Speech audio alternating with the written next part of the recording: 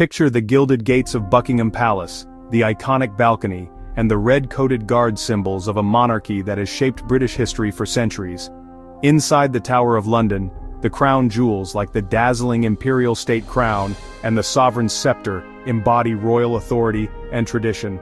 These treasures aren't just ornaments, they're living symbols of a thousand-year-old institution.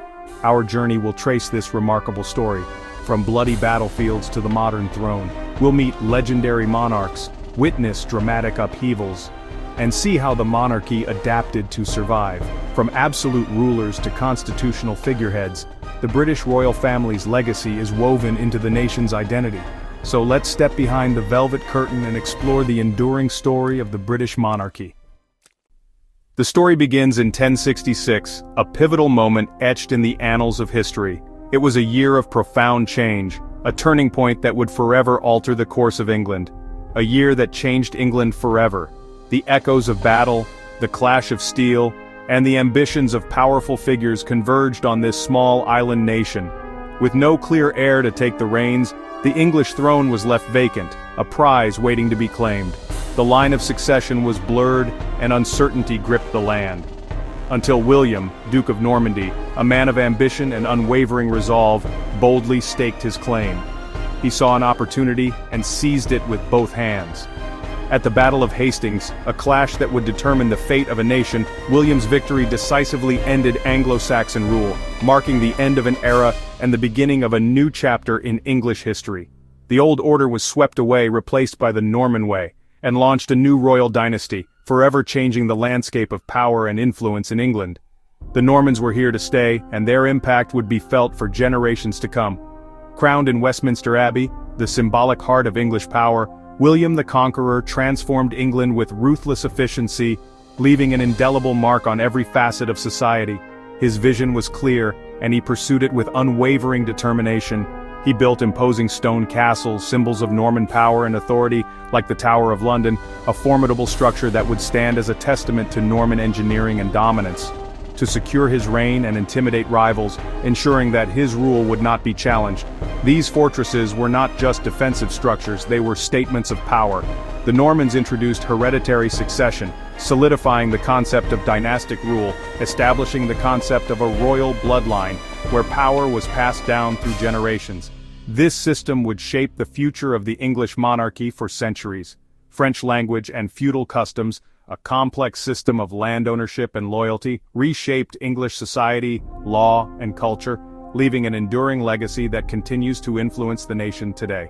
The Norman influence permeated every aspect of life. The Norman Conquest tied England to continental Europe, forging closer political and economic links that would shape its future, and set the stage for a monarchy that would endure for centuries, a testament to the enduring power of the Norman legacy. William's legacy, a kingdom ruled by a new elite, the Norman nobility, who brought with them their own customs, language, and traditions, fortified by stone and bound by lineage, ensuring the continuity of their power and influence. The monarchy's foundations were set, hereditary, powerful, and here to stay, shaping the political landscape of England for generations to come. England would never be the same, forever transformed by the Norman Conquest and its lasting impact. The Age of Kings had truly begun, ushering in a new era of royal power and influence that would shape the destiny of England. After the Normans, the Plantagenets ruled a turbulent medieval England. King John's Magna Carta in 1215 limited royal power and established that even the monarch was subject to the law. Castles like Windsor and Edward VI's Welsh fortresses projected royal authority and control. The royal court was a center of power, culture, and intrigue, constantly on the move. Parliament began to emerge, setting the stage for future struggles between Crown and Commons. The medieval era forged the institutions and relationships that define the monarchy to this day. Warrior kings, mighty castles, and the slow birth of a nation, all under the shadow of the crown. The Wars of the Roses ended with Henry Tudor's victory, uniting rival houses and founding the Tudor dynasty. Henry VIII, his son, is remembered for his 6 wives and his break from the Catholic Church. Denied a divorce, Henry declared himself head of the Church of England, launching the English Reformation. He seized church lands, increased royal power, and plunged the nation into religious turmoil. Henry's reign was marked by absolute authority, lavish spending, and ruthless ambition. The Tudor court glittered with culture and danger, where power and paranoia walked hand in hand. The monarchy's role was forever changed, as faith and politics collided. The stage was set for a new era of royal drama. After the reign of Henry VIII, a period marked by significant religious and political shifts, England braced itself for further change. Henry's break with the Roman Catholic Church had set the stage for a tumultuous era. His children's brief reigns brought religious upheaval and instability to the kingdom. Edward VI's staunch Protestantism was followed by Mary I's fervent Catholicism, leading to persecution and division. The nation teetered on the brink of chaos as religious factions clashed. This period of uncertainty continued until Elizabeth I ascended the throne in 1558, inheriting a realm fractured by religious strife and political maneuvering. Elizabeth, the Virgin Queen, a shrewd and charismatic leader, understood the delicate balance required to govern effectively. She skillfully united a divided nation with a moderate religious settlement, known as the Elizabethan religious settlement, and cultivated a powerful public image projecting strength and stability. She never married, a decision that puzzled many but ultimately served her political purposes. Elizabeth astutely used her single status as a diplomatic tool, skillfully playing potential suitors against each other, and presenting herself as a symbol of England's independence and strength. Her reign saw a remarkable cultural renaissance, a flowering of arts, literature, and intellectual pursuits. The era produced literary giants like Shakespeare, whose plays captivated audiences and continue to resonate today. It was also a time of unprecedented global exploration, with English explorers venturing into uncharted territories. And, crucially, it was the period of the defeat of the Spanish Armada, a pivotal moment in English history. The Armada's crushing defeat in 1588 marked a turning point, signaling England's emergence as a major naval power. This victory cemented Elizabeth's legendary status, solidifying her image as a strong and divinely protected ruler, and greatly boosted England's national pride. Elizabeth ruled for an impressive 44 years, a testament to her political acumen and enduring popularity. She skillfully navigated complex political landscapes, forging a strong sense of national identity and ensuring a period of relative stability. Her court was a vibrant center of culture, intrigue, and political theater, attracting artists, intellectuals, and ambitious courtiers from across Europe. When she died childless in 1603, a sense of uncertainty once again gripped the nation. With no direct heir, the Tudor line, which had shaped England for over a century, came to an end. The crown then passed to James VI of Scotland, a move that would have profound consequences for the future of the British Isles. The crowns of England and Scotland were united under a single monarch, a significant step towards the eventual creation of Great Britain. This union ushered in the Stuart era, a new chapter in English history marked by different challenges and opportunities. Despite the change in dynasty, Elizabeth's golden age left an enduring legacy, shaping the course of English history for centuries to come. It was a time of remarkable confidence and creativity, leaving an indelible mark on English culture and identity. The monarchy, strengthened by Elizabeth's reign, had become a powerful symbol of national unity, ambition, and resilience, setting the stage for England's future as a global power. As the sun began to set on the Edwardian era, casting long shadows across the grand estates and bustling cities of Britain, a significant transformation was brewing beneath the surface of royal life.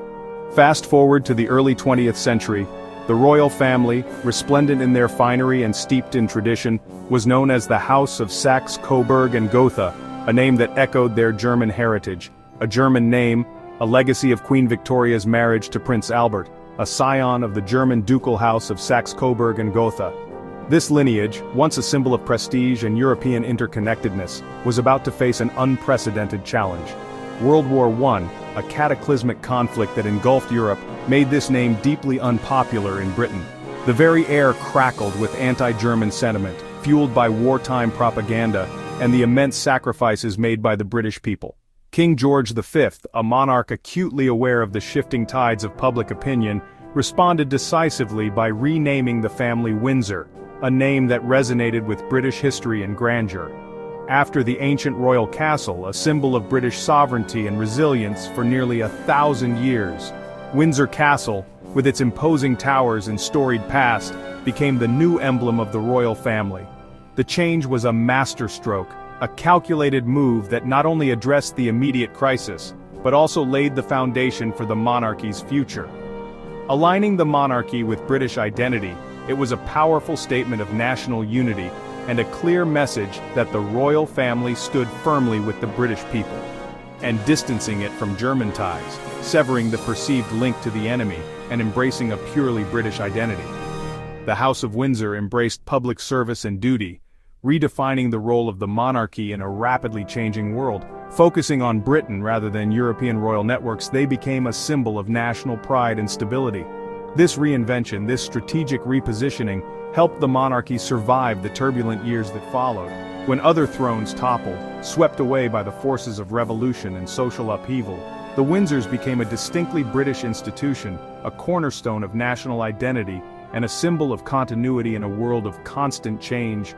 Rooted in tradition but ready to adapt, they navigated the complexities of the 20th century with a blend of regal dignity and pragmatic flexibility. The monarchy's survival depended on its ability to change with the times, to evolve and adapt to the ever-shifting social and political landscape.